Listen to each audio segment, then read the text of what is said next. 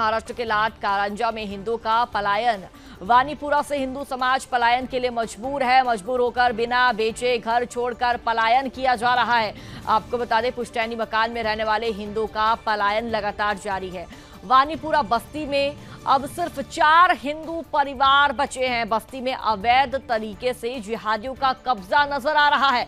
70% मुस्लिमों की आबादी में बस्ती बदल चुकी है, तब्दील हो चुकी है।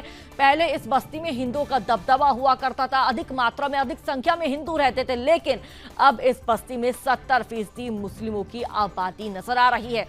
महिलाओं पर अभद्र टिप्पणी करते हैं जिहादी। जो हिंदू महिलाएं हैं उन पर अभद्र टिप्पणी जिहादियों द्वारा की जाती है, जिसके बाद जो पलायन की जो समस्या है वो यहाँ पर देखने को मिल रही है। पलायन की स्थिति देखने को मिल रही है। पलायन की समस्या लगातार बढ़ती जा रही है।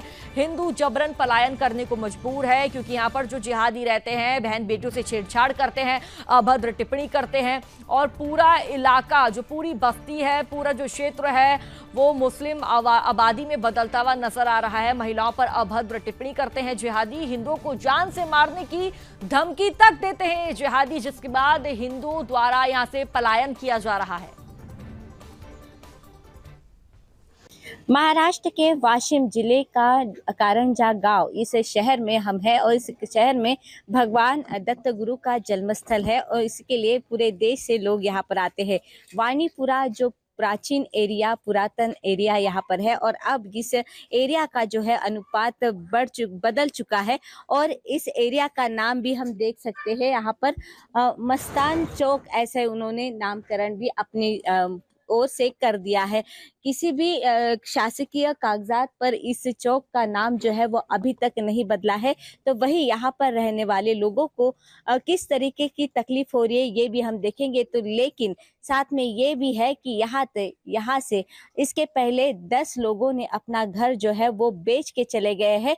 बाकी लोगों ने घर छोड़ कर गए हैं और उनके घर पर जिहादियों ने जबरदस्ती कब्जा किया है। इतना ही नहीं, यहाँ पर वानी समाज के जो गुरु है उनकी जीवित समाधि है, उस जीवित समाधि के ऊपर भी अवैध बांधकाम करके वहां पर भी जिहादी रहने आए हैं। पूरे एरिया का क्या मामला है आइए जानते हैं। बस्ती में अब 3 घर बचे हैं, लेकिन तीनों घरों में कुछ न कुछ प्रॉब्लम होते आया है। क्या हुआ था आपके साथ? क्या जबरदस्ती हुई थी? क्या मामला था? मैं यहाँ पे, मेरा ये एंसेस्ट्रल घर है, मैं पैतृक घर है मेरा, और ये मेरी मालकी की प्रॉपर्टी है। जो कि मेरे प्रॉपर्टी को 4 रास्ते हैं। मेरा पीछे का भी रास्ता बंद कर चुके हैं और मेरा ये जो सामने का जो मेन रास्ता है इसका ये नजुल एरिया आता है और इसका प्लॉट नंबर 107 है, जिसमें ये खोखा डाल के रहने के बाद में खोखे में घर में खुद रहने के लिए आए और आए दिन कुछ न कुछ बात पे से झगड़े करते रहते हैं और एक ही परिवार के फिर 10 से 12 लोग आके घर में जबरन मारने लग जाते हैं।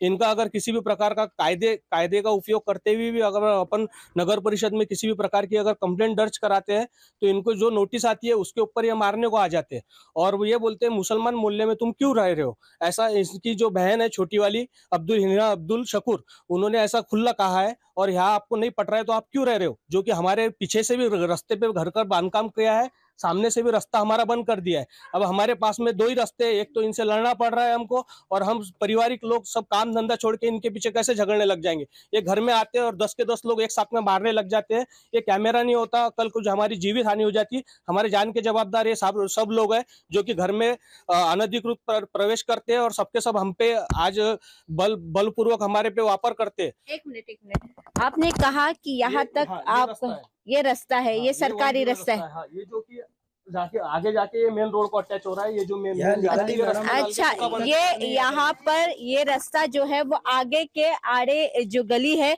वहां पर जा रहा था, लेकिन आप देख सकते हैं कि ये जबरदस्ती इन्होंने ये लकड़ी का काम किया है। जबरदस्ती यहाँ पर जो है वो अपना टीन का झोपड़ा बनाया है। इस वक्त हम कारंजा शहर के जो वानीपुरा है वहां पर हम है। और वानीपुरा में इसके पहले सभी हिंदुओं के घर थे, लेकिन अब इस घर का, इस एरिया का नाम जो है वो मस्तान चौक रखा गया है। ये आंटी है, इस आंटी से हम बात करते हैं क्योंकि इन पर यहाँ पर जो है वो जबरन तरीके से कैसे लोगों ने घर छोड़ के गए हैं, यही बात हमने देखी है और सुनी भी है।